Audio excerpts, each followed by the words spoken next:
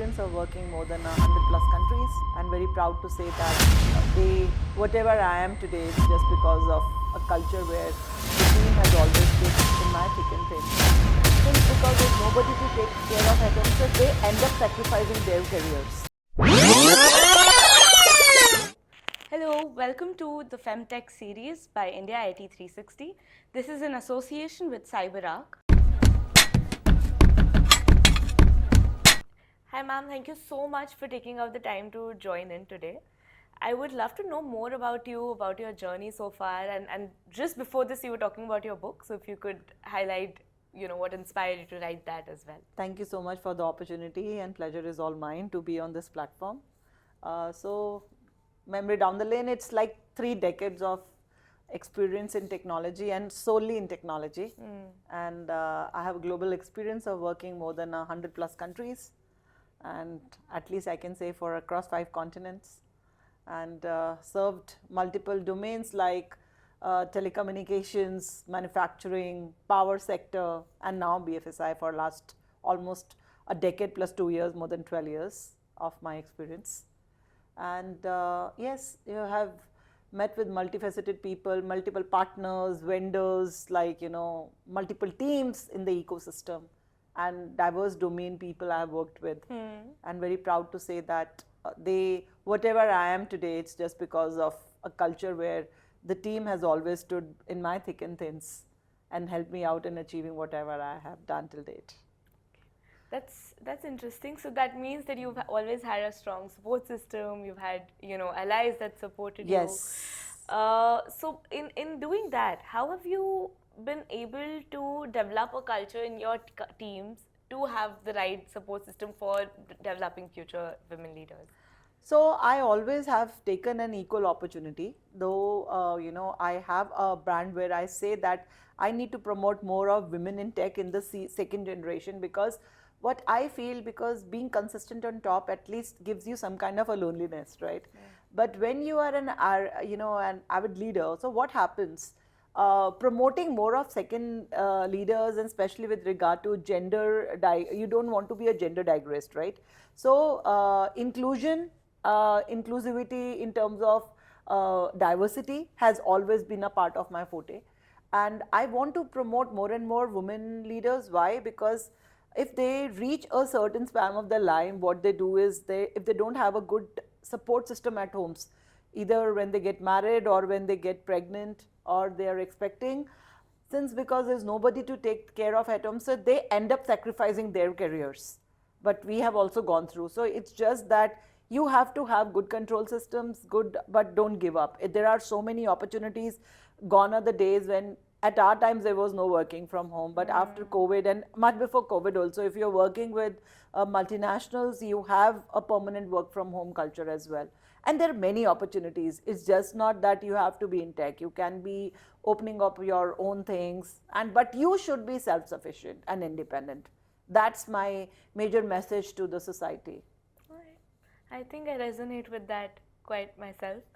But I would like to shift the gears more, seeing that as you have such a wide experience in technology, and talk a bit more about innovation, AI, and the transformations that are happening. Oh, AI is a new discipline, and I'm in awe of that.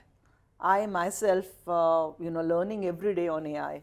In fact, my team who's working on models and all that stuff. I keep on practicing new, and I believe I have made my own avatars, video avatars of my own speaking. And I make an inclusivity in all my presentations that if I'm speaking. So I made AI-led presentations.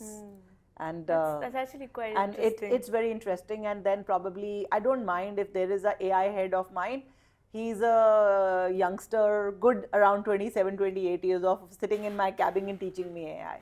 I don't mind taking up those classes with him. I said, just become my mentor in that. Because if you don't want to, there is, age is not the number. It's just like she has to be well equipped with whatever things as and when, the opportunity is coming, you should get yourself well equipped. So people are under this insecurities that, AI is going to take a new rule basically, where people will end up with being jobless and all. But I feel that It's, if you take it on a positive side, if you update yourself, there are a universe of opportunities for you in AI. So if you well equipped, you can take up whatever you get. Okay, then let's talk a bit more upon what builds AI-related opportunities, right? Having very good data quality is quite important. Sure, So absolutely. how do you, what strategies do you use to address challenges like poor data quality and change management during digital transformation? See, you have to be very, very well equipped in terms of what kind of data you are using, right? First is just not about data utilization. It is about what kind of data you're getting. It's a structured or unstructured data. Getting that data and understanding and analyze that data about that. It's just not that if the domain's the same, you have the same kind of data. So data gives you a lot of opportunities. If you have a knowledge or a bang in which you can understand, what predictive or prescriptive analysis that data is giving you, at least seeing the historical patterns, you can do the predictability from that, any organization you are. So data is not, I won't say data is a new oil, data is an oil, right? But how to utilize and put that oil in place, you want to containerize or you want to put it anywhere and give it a beautiful shape, I think so, then immense opportunities are there. And there are opportunities for data modelers to understand how they can play around with data. Then putting that data into a structured format, playing with that data, and then giving it a small theme in terms of understanding, where the users of that community who tech facilitates that data. So if the users understand this is my process and this is my area and I should be the custodian of my data, if that awareness is there, everybody can do wonders, and not necessary that you need to be technically qualified for that. It's just that tools like, self-service BI, visualization tools, Excel-based tools, if you are having a hand-on or a niche-on to work on, anybody can work on data. I must say it's a very good tool to play around. And regarding my book that you were asking about, so my book is on Women of Alchemy. We launched, I have co-authored with my friend Priya Vasudevan, and she was my peer in my Ostwal organization. We have launched this book in terms of which talks about corporate women who have a good play in diverse domains, maybe 20 to 30 years of existence and being consistent on top. How have they faced challenges in their lives? And it talks about all about how they had been a change agent in organizational transformations. So that is the main theme of organizational transformations. It is powered by shetomorrow.com. So what will be She of tomorrow?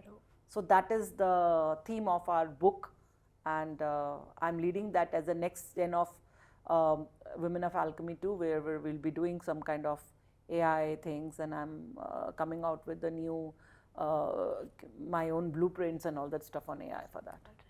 Cool. Thank you so much for joining in, ma'am, and I think I'll definitely be a reader of the book soon. Sure. It's worldwide available on Amazon. So you must secure your copy. Yes, we'll do before they sell out. Shetomorrow.com. Thank you. Okay, thank you. Thank you so much.